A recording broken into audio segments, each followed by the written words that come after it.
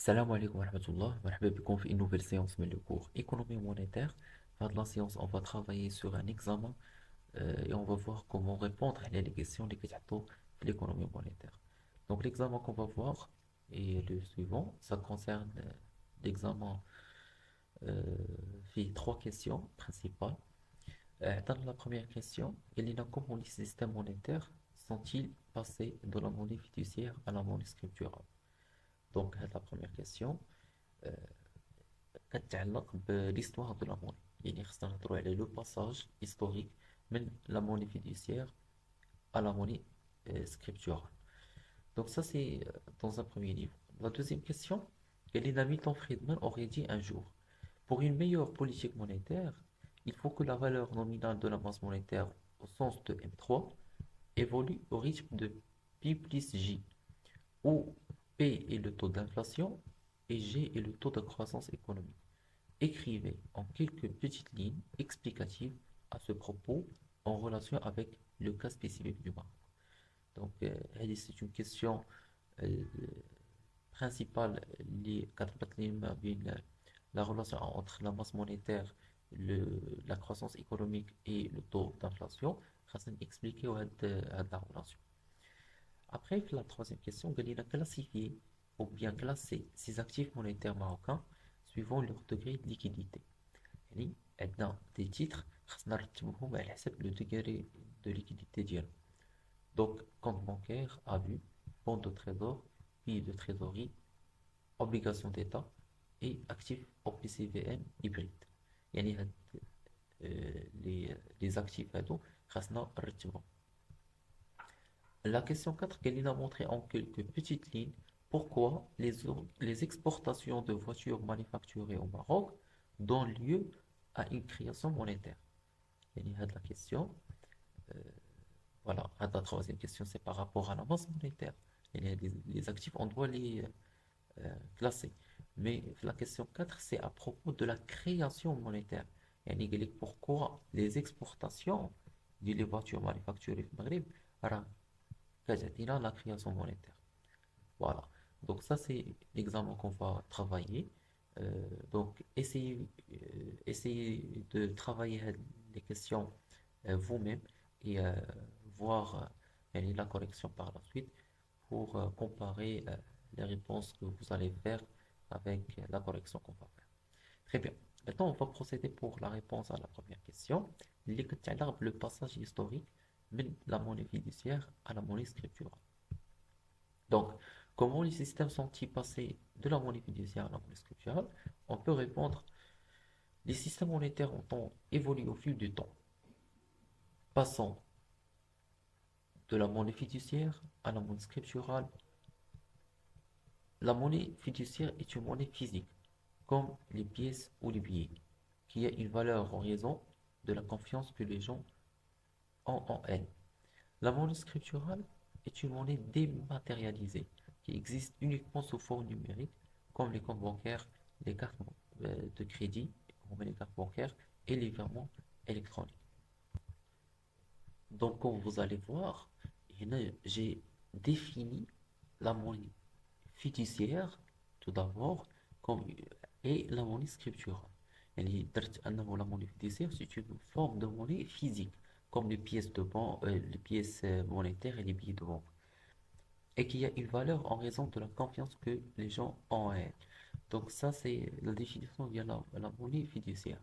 Après, la monnaie scripturale, c'est une monnaie dématérialisée, c'est-à-dire on ne peut pas la toucher, c'est-à-dire elle est intangible et qui existe uniquement sous forme numérique, les comptes bancaires, les cartes bancaires et les virements électroniques. Donc j'ai défini les deux, parce que bilan a le passage historique. Avant de parler du passage, normalement, il faut définir les choses. Parfait. Donc d'abord la définition. Maintenant, au niveau le passage historique, j'ai appelé la transition, c'est-à-dire le tirage. Donc, la transition de la monnaie fiduciaire à la monnaie scripturale a commencé avec l'invention de l'écriture, qui a permis aux gens de conserver des registres de leurs transactions commerciales. Et les premières formes de monnaie scripturale étaient des lettres de crédit échangées entre les commerçants. باسكو هنا من نهضروا على يعني لي بروميير فورم ديال هاد لا موني سكريبتورال كانوا لي lettres de change entre les commerçants et les banques. Et ces lettres de crédit ont ensuite été remplacées par des chèques et qui ont permis aux gens de transférer de l'argent entre les comptes bancaires sans avoir besoin de transporter de l'argent physique. Donc ça, c'est clair.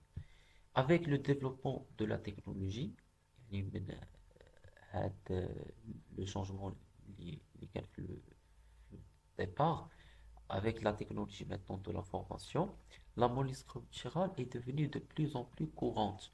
C'est-à-dire, il y a qu'est-ce qu'un lettre de change ou les chèques ou les cartes de crédit et les débits ont permis aux gens de réaliser des transactions électroniques sans avoir besoin de billets de banque de manière plus pratique, rapide et sûre. Donc ça, c'était le passage historique. Maintenant, la monnaie fiduciaire, la monnaie scripturale, l'essentiel, c'est il faut mentionner la définition de la monnaie fiduciaire, la définition de la monnaie scripturale, et après parler du passage ou bien de la transition euh, entre les deux régimes. Parfait. Maintenant, la deuxième question. Elie Milton Friedman aurait dû, aurait dit un jour, pour une meilleure politique monétaire, il faut que la valeur nominale de la masse monétaire au sens de M3, c'est-à-dire la masse monétaire au sens large, évolue au rythme de pi plus J, tel que pi il y a le taux d'inflation ou J il y a le taux de croissance économique. Il écrivait en petites lignes explicatives à ce propos en relation avec le cas spécifique du Maroc. يعني خصنا نشرحوا هذيك la relation ديال la masse monétaire égale pi plus J. Tout d'abord, il faut savoir, Milton Friedman, c'est un économiste. Les, les travaux ديالو, c'est un économiste qui est très célèbre. Le travail ديالو على la politique monétaire, c'est-à-dire كاع les travaux ديالو كانوا في هذا le sens. Il travaille beaucoup. Il a pris le prix Nobel en 1976 ou le cadre de la théorie quantitative de la monnaie. Donc, il est très célèbre le domaine, la théorie quantitative de la monnaie, et il stipule que la masse monétaire elle doit être égale à la quantité ou bien à la croissance économique d'un pays plus le taux d'inflation. Donc, il doit être proportionnel euh, à ces paramètres-là. Donc, voilà ce qu'on va répondre. Tout d'abord par la définition des travaux de Milton Friedman, le cadre de la théorie quantitative de la monnaie. Ainsi, pour extrapoler ça, le cas du Maghreb, le cas du Maroc, parce qu'il est en relation avec le cas du Maroc, on va dire comment la Banque centrale marocaine euh, voilà, gère la masse monétaire. Comment il contrôle la masse monétaire en circulation, quels sont les instruments du dollar pour maintenir une stabilité monétaire avec une stabilité de le taux d'inflation. Donc, Milton Friedman était un économiste américain connu pour son point de vue sur la politique monétaire. Donc, c'est un économiste américain euh, très connu pour son point de vue sur la politique monétaire et il a développé la théorie de la quantité de la monnaie. Donc, ce sont les quantitativistes ou bien les monétaristes, on peut dire, dans le cadre de la théorie quantitative de la monnaie, il soutient qu'il existe un lien étroit entre la masse monétaire liée M3 et l'inflation. Selon cette théorie, pour maintenir une inflation stable, c'est-à-dire avec l'inflation, voilà, la valeur nominale de la masse monétaire doit évoluer au rythme de P plus J, où P est le taux d'inflation et J est le taux de croissance économique.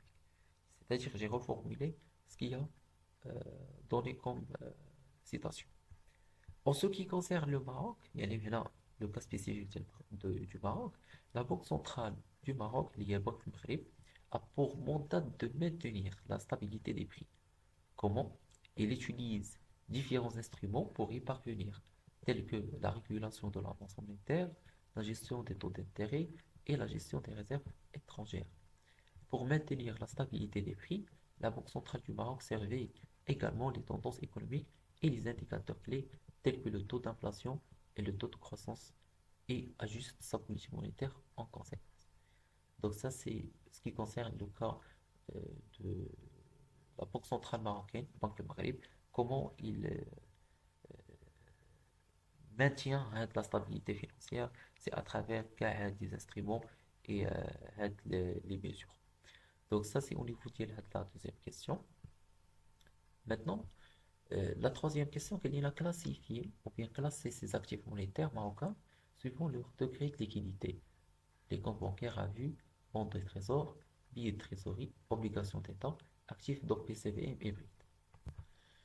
Donc, pour l'ordre de la classification qu'on va choisir, c'est le degré de liquidité le plus liquide jusqu'à le moins liquide, c'est-à-dire un degré de liquidité les voies décroissant. Donc, quels sont les actifs les voies les plus liquides? Donc, un les comptes bancaires à vue, c'est-à-dire quelqu'un qui va ouvrir un compte bancaire à vue, ça c'est facilement euh, liquide. Donc, en termes de liquidité, ces actifs monétaires marocains peuvent être classés de la manière suivante.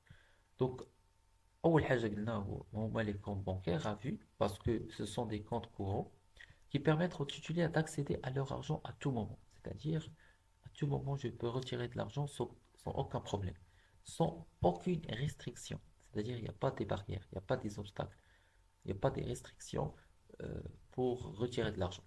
Ces comptes sont considérés comme les plus liquides. Les actifs les plus liquides, ce sont les comptes bancaires à vue. Très bien. Après, dans les billets de trésorerie, les billets de trésorerie, ce sont les titres émis par les entreprises et qui sont des titres à court terme émis par les sociétés ou bien les entreprises pour financer ses besoins d'enfants. Ils sont très liquides et ils peuvent être facilement achetés et vendus sur le marché secondaire. Donc, ce sont les billets de trésorerie qui viennent dans ce deuxième ordre. Ils sont plus liquides. Après, il y a les bons de trésor. Les bons de trésor, comme on a déjà vu le quatrième le cours, ils sont des titres à long terme émis par le gouvernement marocain, le cas, pour financer ses besoins en fonds. Et les bons de trésor, ils sont émis par le gouvernement, trésor public, pour lever des fonds. Ils sont considérés comme moins liquides que les billets de trésorerie. Les billets de trésorerie sont plus liquides là, les bons de trésor. Car pourquoi? Car les bons de trésor ont une échéance plus longue. Ils ne sont pas négociables sur le marché secondaire aussi liquide. Donc, voilà, c'est en termes de durée d'échéance, les bons de trésor ont une durée liée plus longue à la billets de trésor. Donc, voilà, le compte bancaire à vue, le billet de trésorerie, le bon de trésor. Après, maintenant, les obligations d'État. Les obligations d'État, ce sont des titres à long terme émis par le gouvernement encore pour financer ses besoins en fonds. Ils sont moins liquides que les bons de trésor car ils ont une échéance plus longue et il y a moins de transactions sur le marché secondaire. Donc, quand vous allez voir, il y a lesquels justifient, il y a des peut-être le choix. Pourquoi j'ai classifié هذه en quatrième, هذه en troisième, هذه en deuxième, parce que كل واحدة كتفوت الأخرى en termes de durée d'échéance. Et finalement, pratiquer les titres ou bien les actifs, les OPCVM hybrides, qui sont des fonds d'investissement, à des OPCVM, qui investissent dans des actifs à la fois liquides et non liquides. Ils sont considérés comme moins liquides que les autres actifs monétaires, les qui sont déjà mentionnés ci-dessus, car ils peuvent inclure des investissements dans des actifs non liquides, tels que les immeubles et des entreprises privées. Les OPCVM, علاش كيبقاو هما les moins liquides parce que كيقدروا ينفيستيو في des actifs qui sont non liquides بحال les immeubles, les constructions, les bâtiments, il y a des éléments qui sont moins liquides. Voilà, il y en a en termes de classification. Donc, on a presque le même ordre. Un compte bancaire à vue, billet de trésorerie, bon de trésor, obligation d'État et actifs OPCVM hybride. Donc, ça, c'est en termes de classification, mais le plus liquide jusqu'à le moins liquide. Parfait. Maintenant, au niveau de la quatrième question. Il a montré en quelques petites lignes pourquoi les exportations de voitures manufacturées au Maroc donnent lieu à une création monétaire. Voilà. Pour la question, il faut expliquer le lien entre euh, voilà, l'exportation et la création monétaire dans un premier temps, dans un premier temps. Et puis, il faut donner un exemple illustratif اللي غادي تاخذوا فيه l'exemple ديال شي حاجة اللي كتكون فيها exportation وكيفاش كتدخل يعني أو كتساهم في la création monétaire. Donc, le lien entre l'exportation et la création monétaire, c'est que les exportations des voitures manufacturées au Maroc donnent lieu à une création monétaire. Pourquoi? Car ils entraînent une augmentation de la demande de devises étrangères. يعني هنا غادي ندير العلاقة ما بين آه، la monnaie اللي en devise يعني devise ou la création monétaire si vous vous rappelez. parce que ملي كنهضر على l'exportation تصدير غادي تصدر هو واحد البلد آخر واحد البلد اللي عنده واحد العملة مختلفة على العملة ديال البلد ديالو لذلك غادي نهضر على الدوفيز. دونك ملي كنهضر على الدوفيز كنفهم شي حاجة اللي كتكون مرتبطة إما بلا création monétaire أو la destruction monétaire. Donc les entreprises exportatrices doivent convertir leur monnaie nationale en devises étrangères pour recevoir le paiement de leur exportation. يعني جميع هاد الشركات اللي كيخدموا في الاكسبورتاسيون خاصهم ديما يديروا هاد يعني يديروا الكونفرسيون ديال هاد لا موني اللي هي اون ديفيز لا موني ناسيونال باش يعني ياخدوا فلوسهم كيف ما كنقول. Pour satisfaire cette demande de devises étrangères, qu'est-ce qu'il fait la Banque centrale, la Banque Maghreb? Il doit augmenter la masse monétaire en circulation en émettant de nouvelles devises pour les vendre aux entreprises exportatrices. Cette augmentation de la masse monétaire est ce qu'on appelle la création monétaire. Donc, à chaque fois que je connais une augmentation de la masse monétaire, ça, c'est équivalent à la création monétaire. Donc, cette création monétaire peut entraîner une augmentation de l'inflation, bien sûr, s'il n'est pas géré d'une manière appropriée. Mais ça, c'est un autre sujet. Maintenant, au niveau de l'exemple, parce que à chaque fois que je connais une augmentation excessive, il influence l'inflation, le taux d'inflation. L'exemple que j'ai choisi, c'est du secteur automobile. Donc, il y a une entreprise qui opère dans l'industrie automobile marocaine, X par exemple, j'ai appelé là, l'entreprise X, qui exporte 10 000 voitures manufacturées vers l'Europe pour un montant de 50 millions d'euros. يعني هذا هو ان اكزومبل ديال هاد الاكسبورتاسيون ديال هاد لونتربريز اللي غتاكسبورتي 10000 فواتور بور 50 مليون اورو. Voilà.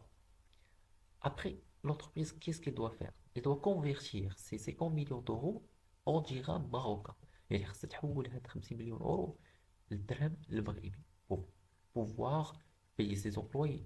لأنها خاصها تخلص لي زومبلويي ديال الناس اللي خدامين معاها ما غاديش تخلصهم بالأورو تخلصهم بالدرهم. سي فورنيسور ممولين ديالها يعني خاصها تخلصهم حتى هما اي لي زوطخ ديبونس يعني كلشي خاصها تخلصو بالدرهم دونك ما تقدرش تخلص بالاورو. دونك هادشي علاش درنا الكونفيرسيون ديال الاورو للدرهم هنا كان ان ليو ديال لا كرياسيون مونيتير. Donc, pour satisfaire la demande de l'entreprise pour des dirhams, la Banque centrale du Maroc, la Banque Maghreb, elle doit créer de nouveaux dirhams pour les vendre à l'entreprise contre des euros. Et le Banque Maghreb غيحول كاع هذوك الديفيز اللي عندها يعني 50 مليون اورو غيحول المقابل ديالها الدرهم المغربي. Donc cette création de devises supplémentaires, c'est ce qu'on appelle la création monétaire. Et de cette façon, on a pu répondre à l'ensemble des questions qui sont dans le cadre de l'examen. Donc voilà, comparer les réponses avec les que vous avez données avec la correction qui est faite ici. Donc voilà pour l'examen. On va voir d'autres examens, Inch'Allah, les séances à venir. Donc je vous souhaite un très bon courage et à la prochaine.